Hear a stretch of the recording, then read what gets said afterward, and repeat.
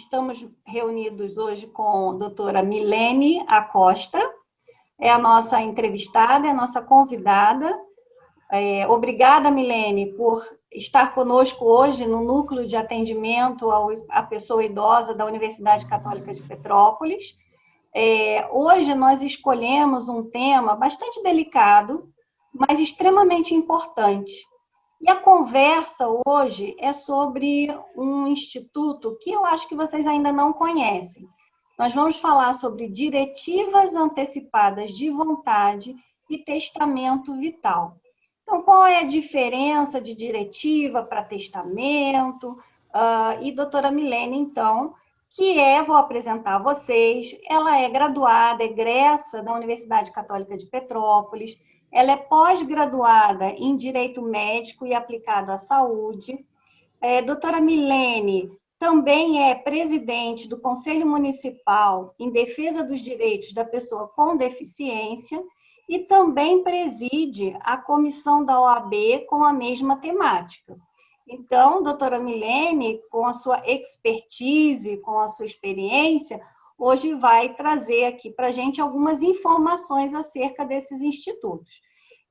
Eu tenho aqui algumas questões, Milene, que os nossos idosos, no Núcleo de Atendimento ao Idoso da UCP, eles já levantaram essas questões e eu trouxe algumas delas para que você possa, então, esclarecer, elucidar aqui aos nossos idosos e a todos que nos escutam nesse momento. Então, Milene, vamos lá? Sim. Olá a todos. É um prazer estar aqui, não é? Com a professora Flávia, que também já foi minha professora da graduação. É um prazer imenso fazer parte desse projeto, né, do Núcleo do Idoso da Universidade Católica de Petrópolis. Eu estou aqui à disposição para sanar quaisquer tipos de dúvidas que venham a surgir. Milene, vamos então iniciar explicando o que é efetivamente uma diretiva antecipada de vontade. E mais, qual é a diferença dessa diretiva antecipada de vontade para um testamento vital, que é justamente o tema do nosso encontro hoje? Sim, então, vamos começar do início, né, para ficar bem claro por que surgiu as diretivas antecipadas e o testamento vital. Tá? A nossa Constituição, ela traz a dignidade da pessoa humana, uma sociedade livre, justa e solidária, que homens e mulheres são iguais em direitos e obrigações e que ninguém será submetido a tortura ou tratamento desumano ou degradante, que são invioláveis à intimidade e à honra, e ainda que a saúde é um direito social para todos, sendo um dever do Estado. No nosso Código Civil também, lá no artigo 15, diz: ninguém pode ser constrangido a submeter-se com risco de vida a tratamento ou intervenção cirúrgica. Aí que nós podemos colocar as diretivas antecipadas de vontade, que nada mais é do que uma resolução trazida pelo Conselho Federal de Medicina.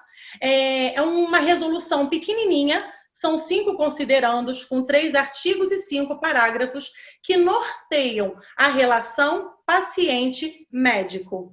O que significam as diretivas? Elas são baseadas nas vontades da pessoa, seja ela idosa, seja ela jovem, adolescente, ou até mesmo os adultos. Tá? As diretivas antecipadas, elas são a base de uma boa relação. O que eu quero dizer? Através das diretivas, a pessoa pode antecipadamente, sendo uma pessoa com capacidade civil, uma pessoa ainda bacana de memória, ela pode deixar registrado para os seus familiares ou até mesmo na relação médico-paciente, no seu prontuário, ela vai registrar o que ela desejaria ou não quando chegasse próximo ao fim da vida. Uhum. O testamento vital foi a segunda pergunta, antes que eu me esqueça. Ele é uma construção jurídica, não é? Na verdade, conhecemos o testamento quando a gente falece. Mas o testamento vital é um instrumento importante que também deve ser informado ao médico que há esse testamento. Os familiares devem ser informados que ali estão as suas vontades, ali estão registradas as suas vontades. Uhum. Então, Milena, na verdade, nós podemos aqui, né, resumir que nas diretivas antecipadas de vontade, nós podemos, então, fixar, né, num instrumento, e eu quero que você explique, né, como que a gente vai traduzir essa nossa vontade, né? Então, num instrumento, nós colocaríamos quais são as nossas intenções, quais são as nossas vontades, se houver um momento em que a gente não possa se manifestar, né? Inclusive, Milena, existe a possibilidade, salvo engano, explica para a gente, eu posso, inclusive, na diretiva antecipada de vontade, estabelecer um mandato, né? Dizer quem eu quero, como é que funciona essa questão? Explica para a gente. Isso, então, as diretivas, ela é um conjunto, né, de desejos prévio e expressamente manifestados pelo paciente sobre os cuidados e tratamentos que o paciente quer ou não receber ao fim da vida, como eu falei na primeira pergunta. Para as diretivas antecipadas, não há liberalidade de forma. Na verdade, há uma liberalidade de forma, não há uma obrigatoriedade. O que quer dizer? Não necessariamente há necessidade de você ir ao cartório, reconhecer firma, colocar testemunhas, tá bom? Ele só seria escrito ou registrado se a lei assim expressamente determinasse, tá? Então, esse instrumento das diretivas antecipadas, ela é mais maleável. Apenas uma conversa com o médico, constando no prontuário do paciente, já é considerado uma diretiva antecipada. Tá? Ou até mesmo um simples papel com assinatura na própria carteira do idoso, né? O testamento vital, que trata nessa terminalidade da vida, e o mandato duradouro, que você perguntou, é justamente essa tomada de decisão, é um julgamento substituto. Por exemplo, hoje eu considero que a minha filha mais velha, ela tem a capacidade de decidir quando eu não puder mais decidir. Então, eu vou transferir a ela esse meu poder de julgamento. Quem vai decidir o que é melhor para mim ou não seria a minha filha. Isso é um mandado duradouro, tá? Todos esses instrumentos, eles também estão presentes no Código de Ética Médica. Tá? Então, ao mesmo tempo que o idoso for ao médico, ele pode escrever para ele, olha, deixa registrado aí no meu prontuário, na minha folhinha, que a minha filha vai responder por mim quando eu não puder mais responder. E uma coisa muito, muito bacana é que esse instrumento, ele não é irrevogável. A qualquer momento, o idoso pode mudar de opinião, ele pode querer alterar alguma informação, ele pode querer mudar para quem ele deu esse instrumento. Agora é a filha, pode ser um primo, um sobrinho. Então, é um instrumento que ele pode ser alterado no decorrer do tempo. Milene, você trouxe o exemplo do sobrinho, da filha, né, do primo, mas existe a possibilidade de eu entregar esta autorização, né, vamos colocar dessa forma, né, para que todos entendam, para uma pessoa que não seja da minha família, um amigo, a minha comadre querida, uma vizinha de muitos anos, que são pessoas nas quais eu confio. Existe essa possibilidade ao invés de um membro da minha família? Sim, Flávia, existe a possibilidade, sim, de ser qualquer pessoa maior e capaz, tá? Não necessariamente no seio familiar. Até porque a gente sabe que, às vezes, a própria família não quer respeitar o direito do idoso. Certo. Então, esse terceiro pode ser qualquer um, aquele que a pessoa realmente confie, que as suas vontades serão respeitadas. Então, por exemplo, esse idoso, ele pode, né, numa consulta médica, como você colocou, pedir ao médico que faz o acompanhamento que registre no prontuário E vamos para ficar bem claro, né? Quais seriam, assim, qual o exemplo, né? Bom, eu quero que fique registrado que eu não desejo passar por um procedimento de traqueostomia, por exemplo. Isso seria possível? A minha pergunta é porque a grande dúvida da maioria das pessoas é se o paciente não estaria se negando a receber tratamento, né? Então, se o paciente diz, olha, se houver um momento, eu não quero ser entubado, eu não quero passar por um procedimento de traqueostomia, ou eu não quero passar por uma sessão de diálise ou hemodiálise. Isso é possível, Milene, constar neste documento, nessa diretiva antecipada de vontade? Então, Flávia, sim, como eu falei, é uma relação médico-paciente. Hoje em dia, com o Covid, muitas pessoas não querem ser entubadas, então seus exemplos foram perfeitos, tá? O CFM, né, o Conselho Federal de Medicina, na resolução 2232 de 2019, ela fala sobre essa recusa terapêutica, tá? Mas o liame, ele é bem complicado, por quê? A recusa terapêutica, ela é válida, ela consta no Conselho Federal, mas o médico ele tem que tomar muito cuidado para que ele não incorra nas penalidades do Código Penal. Por exemplo, no nosso país, a distanásia, quer dizer, a obstinação irrazoável. O médico, mesmo não querendo respeitar a vontade do paciente, ele quer prolongar a vida do paciente de qualquer forma, porque às vezes o médico entende que ele fracassou ao ver o paciente dele caminhando, né, para o seu curso final da vida. Então, ele pode ficar tão preocupado nele mesmo e não tomar cuidado com essa relação médico-paciente, não respeitar essa decisão do paciente, tá? E ele pode ser penalizado com isso. E também precisa tomar cuidado com a eutanásia, que também é proibido no nosso país. O que é a eutanásia? Passiva, no caso. É a abreviação da vida a pedido do paciente.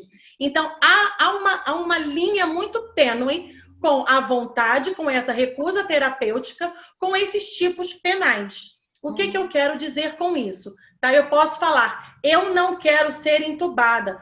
Ok, você precisa ter essa sua vontade respeitada. Tá? O médico ele não pode, a simples opinião dele, falar assim, não, então, já que o senhor não quer ser entubado, eu vou fazer isso aqui para já terminar logo. Não, isso não existe.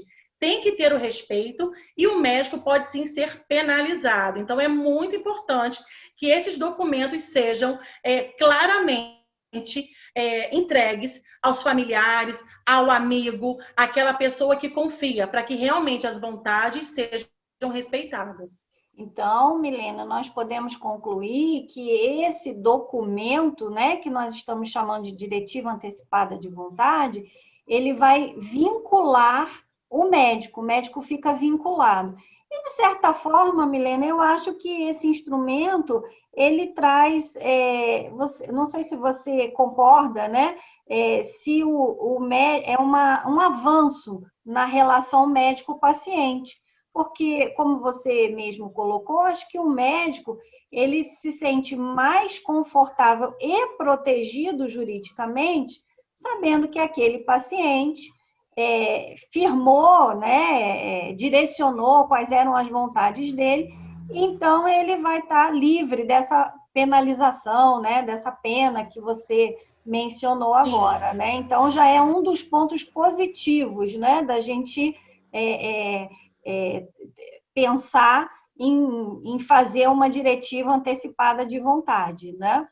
Agora, com relação ao testamento vital, o testamento vital, na verdade, eu acho que ele já seria mais um instrumento apropriado àquelas pessoas que já padecem de uma doença terminal, não é? Já estão num processo de finitude de vida. Seria essa a questão, Milene? Isso. Então, o testamento vital, ele abrange a doença terminal, tá? Que é irreversível e incurável, tá? A doutrina traz pra gente, né, assim, as pessoas que escrevem muito sobre o tema, eles trazem pra gente que a doença é irreversível e incurável nos próximos 6 meses de vida. Então, o médico falou, olha, o senhor tem até 6 meses de vida. Então, o testamento vital, ele vai ser utilizado nessa ocasião, tá? É utilizado também em pacientes em estado vegetativo permanente por mais de 3 meses e também para aqueles com demência avançada. Essa é um pouquinho diferente realmente das diretivas antecipadas. Mas o importante de registrar é que, na verdade, se a diretiva antecipada de vontade, ela se presta, né? Justamente, eu vou colocar lá, né? Olha, porque ninguém está livre, né? Como você bem colocou, nós estamos vivendo uma situação agora do Covid, então a gente passou, na verdade, a pensar mais sobre esse tema, né?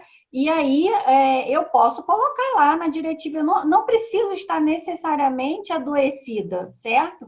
Diferente Perfeito. do que acontece no testamento vital, em que eu já estou num processo, né? Já estou vivenciando uma doença, enfim, uma patologia, né? Eu já fui acometida por uma doença, como você colocou, né? Terminal, né? Exatamente. Agora, o importante, como eu dizia, que a gente registre, é que, na verdade, você, né? Você que me escuta agora, nós somos protagonistas da nossa existência. Então, eu é que vou elaborar a diretiva antecipada de vontade, ou se me encontrar num estágio como esse, né, que a doutora Milene agora esclareceu, né, de uma doença terminal, eu também vou me valer do testamento vital. Então, eu é que vou direcionar, eu vou ser protagonista da minha existência até o último suspiro. Seria essa a questão? Exatamente. E muito importante também, o testamento vital, nós aconselhamos que ele seja um instrumento público. O que quer dizer isso? Vai até um cartório e faz o seu testamento vital. Olha, se eu tiver com uma doença terminal, eu quero que suspendam esses cuidados paliativos, né? Ou eu quero que suspenda uma medicação que me faz mais mal do que bem. Então, já pode deixar esse instrumento preparado para quando acontecer, o instrumento está ali prontinho, pronto para ser respeitado. E é exatamente o que você falou. A nossa Constituição diz isso, né? A dignidade da pessoa humana. Então, até o último respiro, essa dignidade tem que ser respeitada. Sim, deve prevalecer, né? A dignidade. Na verdade, esse conceito de dignidade, ele abrange justamente a questão que nós estamos trabalhando agora, né? Então, Milene, ainda que, né, com relação ao testamento vital, você já afirmou que todos podem realizar um testamento vital, né? Na verdade, a gente chama de testamento vital porque ele não é um testamento patrimonial. Hoje a gente não está falando de bens materiais, né? Nós estamos falando de questões ligadas de vida, à nossa existência, né?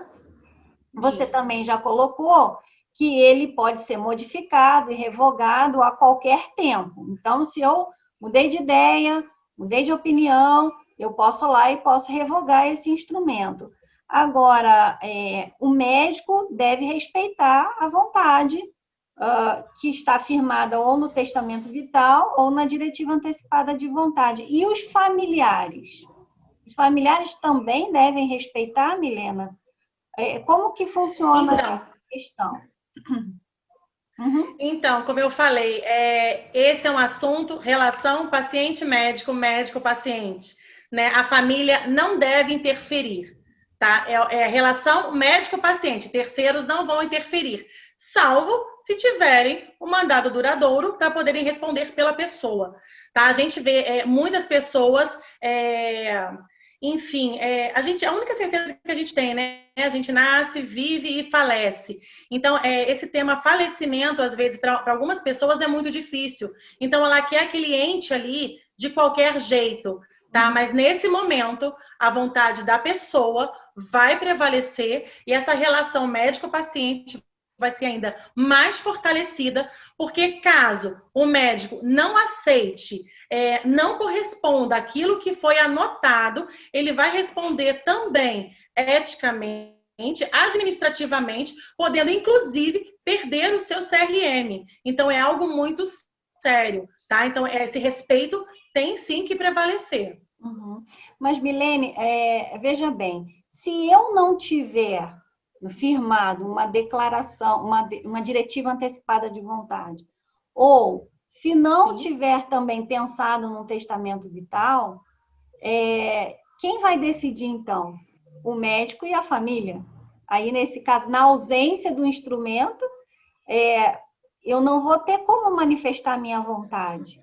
E pode ser, eu estou correta, Milena? Explica para gente, se eu não tiver esse documento, se eu não, né, planejar essa questão, eu vou ficar, então, né, a questão da minha existência fica nas mãos dos meus familiares, na mão dos médicos. Então, sim, é bacana fazer, é interessante que faça assim, porque você vai ter uma segurança maior para descansar em paz, porque não dizer assim, tá? Os familiares, eles só vão responder caso a pessoa não possa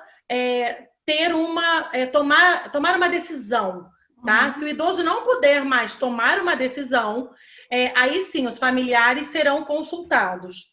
Tá? Mas se ele previamente não precisa nem ter gasto com isso, com cartório, nada. Se tiver ali registrado, ele vai ficar nas mãos da melhor decisão do médico, tá? Porque o médico, ele faz o juramento de Hipócrates lá na formatura dele, dizendo da beneficência, da não maleficência. Então, o médico, ele vai tomar todos os cuidados que ele achar de acordo, né, com a ciência, de acordo com os estudos dele, o que for adequado para o caso, ou ainda, dependendo, os familiares poderão ser consultados.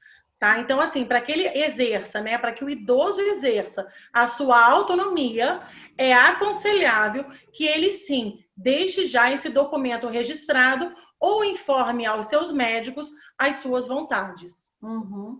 Então, só recapitulando, nem tudo pode constar no testamento vital e na diretiva antecipada de vontade. Muito embora, né, o paciente ele possa se negar a receber determinados tratamentos. E aí eu só queria que você repetisse, vamos voltar a essa questão. O que não pode constar? O que não pode, Milena, constar nesses documentos, nesses instrumentos? Tá? O que não pode constar, doutor, eu não quero mais viver.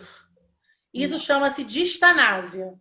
Então, isso não pode acontecer. O que você pode colocar, doutor, eu não quero ser entubado. Uhum. Eu não quero ter a sensação de sufocamento quando eu estiver próximo ao fim da minha vida. Ele não pode solicitar ao médico o fim da vida. Ele não pode solicitar ao médico a obstinação irrazoável. Que o médico tente, mesmo o médico sabendo que ele pode tentar de tudo e não vai conseguir salvar da forma que o paciente quer. Então, ele tem que falar sim. Olha, eu não gostaria de ser entubado, eu não gostaria que o meu prontuário fosse disponibilizado aos meus familiares após eu falecer. Ele também pode solicitar isso. Então, ele pode fazer solicitações de tratamentos e também recusas de tratamentos, né? Por exemplo, o idoso ele tem uma determinada religião e que ele não autoriza a transfusão de sangue. Essa decisão dele, mesmo sendo contra os familiares, precisa ser respeitada. Então, a única coisa que não pode é solicitar um abreviamento da vida. Certo. Então, Milena, nós já estamos aqui nos encaminhando para o final do encontro de hoje, mas você enxerga, né, visualiza mais vantagens ou desvantagens? É vantajoso o documento, o instrumento de diretiva e o testamento vital? O que você pode nos colocar em relação a essa questão? Então, eu vou trazer as palavras aqui do autor Silvio Eduardo Valente, tá? Na obra Autorizações para Tratamentos no Fim da Vida. Sim. Ele diz: as diretivas antecipadas da vontade trazem uma essência de respaldo à qualidade de vida e, por isso, são bem-vindas. Sua utilização, porém, apresenta diversos aspectos complexos, demandando desafiadores ajustes para os estudiosos da bioética. Então, a gente pode perceber que, sim, foi uma grande evolução e esse tema também está lá no Congresso, num projeto de lei. Esse projeto de lei, ele vai deixar como lei, como obrigação. Hoje em dia, é uma resolução do Conselho Federal de Medicina, tá? Certo. E tá para se transformar em uma lei. Uhum. O que é lei? Lei é aquele obrigatório cumprimento, né? Essa lei, ela dispõe sobre os direitos do paciente quando assistido em serviços de saúde, de qualquer natureza ou por profissionais de saúde, sobre as diretivas antecipadas a respeito de condutas diagnósticas, terapeutas, se ele aceita ou não receber o tratamento, né? E na eventualidade do idoso não poder autonomamente responder por suas vontades. Né? Então, ele já está lá na Câmara, já está lá em relatoria. Então, se tornar um projeto de lei, ele vai ter ainda mais força para que todos os desejos, todas as vontades, essas diretivas antecipadas sejam respeitadas. Uhum. E por isso que o tema do encontro de hoje seria diretiva antecipada de vontade e testamento vital como instrumentos da dignidade da pessoa idosa, né? Então, todos nós podemos nos valer desses instrumentos que Milena esclareceu aqui, né? E muito bem colocou a questão desses instrumentos, mas os idosos, né, podem se valer desses instrumentos justamente para o resgate da dignidade. Como você colocou, né, Milena? Pode ser que os valores, né, da sua família não sejam os mesmos que o seu em relação à crença, religião, né? Então, por quê, né? Por que passar por ser submetido a um procedimento de ventilação mecânica, né, o uso do respirador, ou um tratamento cirúrgico que você não aprovaria, né? Esses tratamentos que são dolorosos, que são extenuantes, né? Ou a reanimação, né? Então, todas essas questões, elas podem ser trabalhadas ou na diretiva antecipada de vontade ou no testamento vital. Eu acho que é assim, a minha opinião pessoal é que é um grande avanço, né? Então, a gente precisa refletir sobre essa questão, mas o mais importante é que aqueles que não conheciam essa possibilidade, hoje já são detentores dessa informação.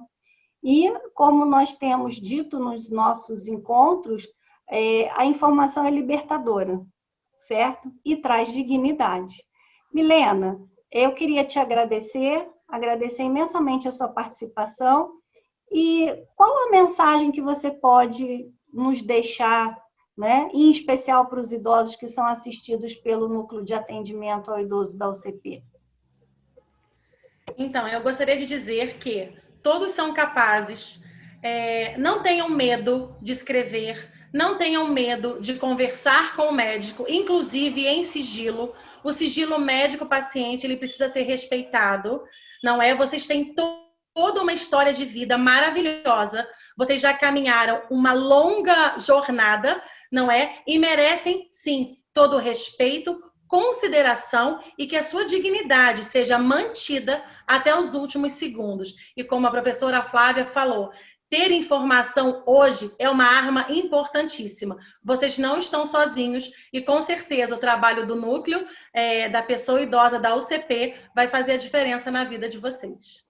Qualquer dúvida em relação à elaboração desse tema, nós, no Núcleo de Atendimento ao Idoso, estamos à disposição de vocês para qualquer esclarecimento. E também, se tiverem alguma questão que não foi esclarecida, alguma outra pergunta, podem encaminhar para o Núcleo de Atendimento ao Idoso, no link, na descrição, né, no link nós teremos aí o número de contato, e nós encaminhamos para a doutora Milene as questões. De qualquer forma, eu já registro aqui um convite para a doutora Milene retornar, né, num próximo episódio, e nós vamos trabalhar com outras temáticas, né? São assuntos delicados, como nós colocamos aqui, né, no início do encontro de hoje, mas são questões que precisam ser faladas, né? E como a Milene colocou, o idoso tem que ter voz, precisa de voz, né? E só vai ter voz se você tiver informação, se você tiver um esclarecimento.